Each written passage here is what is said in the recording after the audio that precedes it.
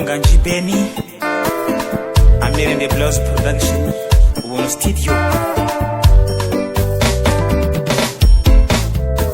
Mwiza tukiri mu mashuri, nakunze imico ye n'ubupfura, namukunda sinabimubwira, imyaka irashira indi irataha, yibuka nsobanura imibare na shimi na za biology, atsinze ati ko dukuze se nakwitura iki, ntuzamfatire note mwikayi.